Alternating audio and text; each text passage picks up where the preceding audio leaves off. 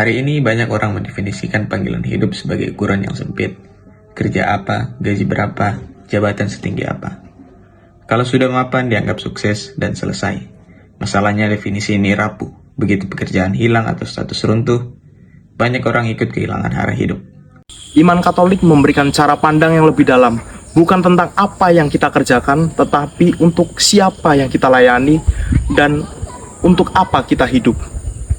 Panggilan hidup adalah jawaban manusia atas panggilan Allah untuk kita saling mengasihi, melayani, dan bisa berguna bagi sesama umat manusia. Karena itu, panggilan hidup tidak pernah tunggal atau seragam. Ada yang dipanggil menjadi imam atau biarawan-biarawati, ada yang dipanggil membangun keluarga, ada pula yang hidup selibat di tengah dunia kerja dan masyarakat.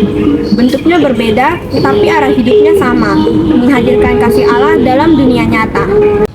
Namun, dunia modern sering mereduksi panggilan menjadi prestasi. Kerja berubah jadi pusat hidup, produktivitas jadi standar nilai manusia. Orang yang sibuk dianggap hebat, yang lelah dianggap lemah. Akibatnya, banyak orang hidup sukses di luar, tapi kosong di dalam. Yesus sendiri hidup di luar logika dunia itu. Ia tidak memilih jalan yang aman, ia tidak membangun karir religius yang nyaman. Ia justru berjalan bersama orang miskin, orang yang berdosa, dan orang yang tersingkir. Bagi Yesus, hidup bernilai bukan karena status, tapi karena kesetiaan pada kehendak Bapa. Disinilah iman Katolik menantang kita.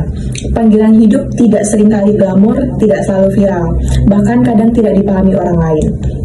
Tapi disinilah iman kita diuji. Apakah kita masih setia meski tidak dipuji?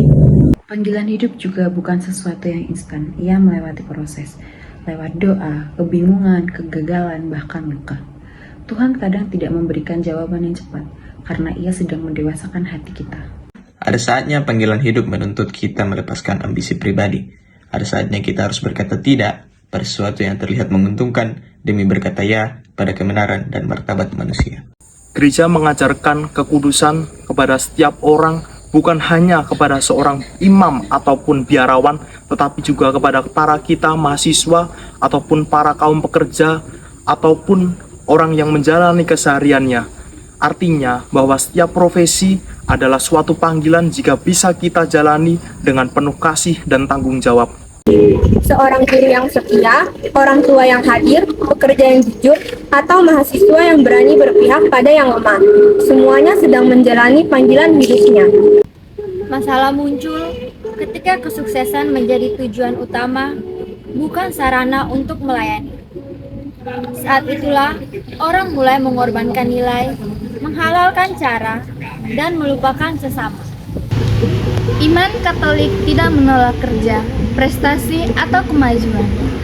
Yang dikritik adalah ketika semua itu menggantikan Tuhan dan membuat manusia kehilangan nuraninya. Karena itu, pertanyaan terpenting dalam hidup bukan aku sudah sejauh apa dibanding orang lain, melainkan apakah lewat hidupku orang lain merasakan kasih, keadilan, dan harapan. Pada akhirnya, hidup itu bukan tentang seberapa tinggi posisi kita, tetapi seberapa dalam kita mengasihi. Bukan dari seberapa banyak yang kita kumpulkan, tetapi seberapa banyak yang kita bagikan. Panggilan hidup dalam iman Katolik adalah undangan untuk hidup secara utuh. Beriman, Berani, bermakna, bukan hidup yang sempurna di mata dunia, tapi hidup yang setia dan berbuah bagi sesama.